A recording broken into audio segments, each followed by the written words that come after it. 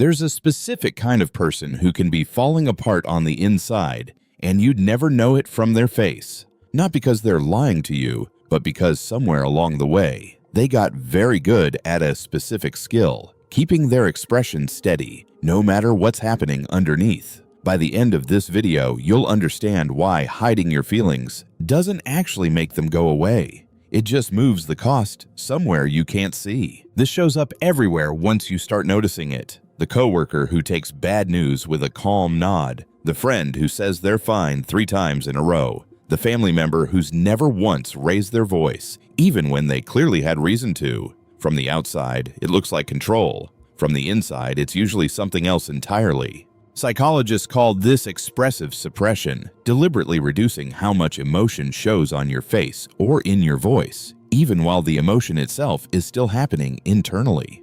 Researcher James Gross has spent decades studying this, and one finding shows up again and again in his work. Suppressing the outward signs of an emotion does almost nothing to reduce the emotion itself. Here's where it actually gets interesting. In his studies, people who suppressed a strong emotion still showed the same elevated heart rate and stress response as people who expressed it openly, sometimes higher. The face goes still, the body doesn't. Most people don't choose this skill consciously. It gets built early, from specific messages. Boys don't cry, calm down, don't make a scene. Repeated enough times, a child learns that a steady face is safer than an honest one and carries that lesson straight into adulthood long after the original audience is gone. Workplaces reinforce the same lesson later in life. Professionalism gets defined as composure, and composure gets rewarded, promoted, trusted with more responsibility. By the time this pattern reaches adulthood, it's not just a childhood habit anymore. It's been actively reinforced by every environment that called it a strength. Picture someone receiving harsh feedback in a meeting, the kind that actually stings. Their face stays composed. They nod. They even say, "That's fair. Thanks for the input." Nothing about their expression gives it away, but their heart rate has spiked. Their thoughts are looping the comment on repeat, and they'll replay this exact moment at 11 p.m. tonight. The calm was real on the outside. It cost something to produce. Or picture someone getting difficult news from a doctor, then walking out to a waiting room full of family and immediately switching to reassurance mode. "I'm okay. Don't worry. Let's just get lunch." Not dishonesty. A reflex practiced so many times it happens before they've even processed the news themselves. Here's what this actually costs. And it's rarely visible from outside. Chronic suppression is linked to increased stress hormone activity over time. Even though nothing looks wrong on the surface, it's associated with weaker close relationships, ironically, because the people who care about you can't respond to a feeling they're never shown. Some longitudinal research even connects sustained suppression to elevated cardiovascular strain over time. The same stress response, repeatedly triggered and never released, does not just disappear. It accumulates in the body the way any unresolved physical strain does. And there's a subtler cost. Over enough repetition, some people lose touch with what they're actually feeling in the moment. Not because they don't have access to it, but because they've practiced overriding it for so long, the signal gets quieter. Let's clear up 3 myths about this. Myth 1. Staying calm under pressure is always a strength. Sometimes it is, but when it's suppression rather than genuine calm, it's not resilience. It's cost deferred to later.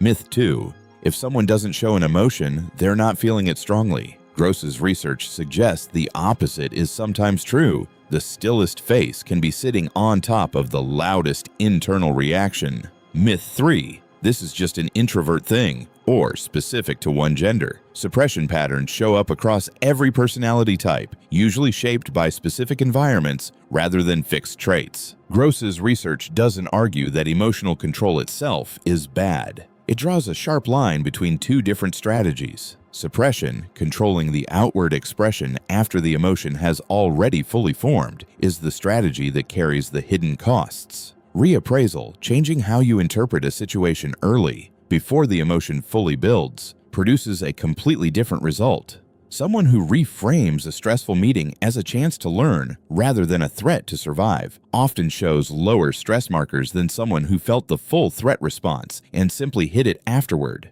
The problem was never having control over your emotions. It is which stage of the process that control happens at. This isn't only about hiding sadness or pain either. Some people suppress excitement just as reflexively, downplaying good news out of habit, or swallowing anger because expressing it once went badly and never felt safe to try again. Any emotion that got punished, mocked, or ignored early enough can end up on the list of things this person automatically hides. It is worth separating this from dishonesty too. Someone who suppresses is not trying to deceive anyone. Most of the time, they are not even making a conscious choice in the moment. The distinction matters because the fix is different. You do not fix suppression by being more honest with other people. You fix it by first becoming more honest with yourself about what is actually happening underneath. Quick check. 1.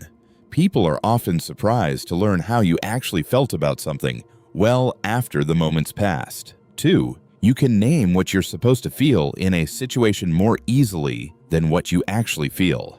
3. Staying composed under stress takes visible effort, even if nobody else can see that effort. If 2 or more of these sound familiar, this isn't a personality trait. It's a learned pattern, and learned patterns can be adjusted. There's a related concept from sociologist Arlie Hochschild called surface acting, changing your outward expression without changing the feeling underneath, versus deep acting, actually trying to shift the feeling itself. Surface acting is faster in the moment, but far more exhausting over a full day, which is part of why some people come home feeling disproportionately drained without being able to point to anything that actually happened. So here's where to actually start. First, name the emotion privately, even just in your head, before deciding whether to show it.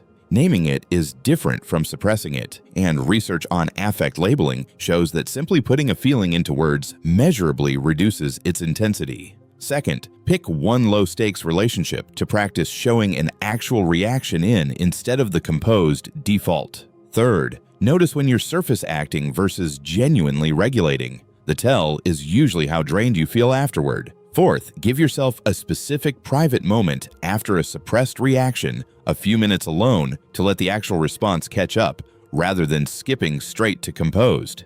Fifth, when you catch a strong reaction building, try reframing the situation itself before it fully lands, not after. Asking, "What else could this mean?" in the moment tends to work better than trying to manage the feeling once it is already fully formed and asking for a mask. Left unaddressed, this pattern tends to compound the same way the others in this series do. The stress response that never gets released keeps accumulating. Relationships stay slightly more distant than they could be because the real reactions never make it to the surface. And some people reach a point where they genuinely can't locate their own feelings anymore in the moment. Not because the feeling stopped, but because the override became automatic. The composed face was never free. It just deferred the bill. If any of this sounded familiar, you're not overly private, and you're not cold. You learned a specific skill for a specific reason, and it can be adjusted once you notice it running.